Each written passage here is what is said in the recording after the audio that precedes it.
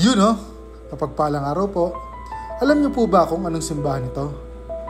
Ito ang Santo Niño de Muntinlupa o mas kakilala bilang Hari ng Lungsod. Alam niyo po ba noong 1862, isang mag-asawa ang nag-iwan ng maliit na imahen ng Santo Niño kay Ginoong Joaquin Arciaga kapalit ng konting palay.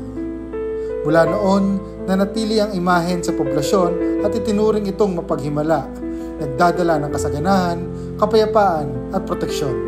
Ng mga deboto at tagapagtaguyod gaya ni Jose at Alfredo Cabuhay na itayo ang mas matatag na kapilya noong 1965 at naging sentro ng pananampalataya ng komunidad.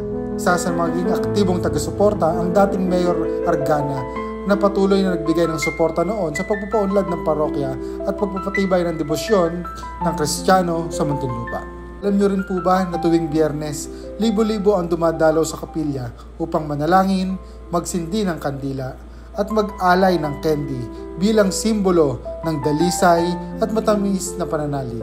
Isa ito sa pinakabuhay na tradisyon ng mga taga-poblasyon.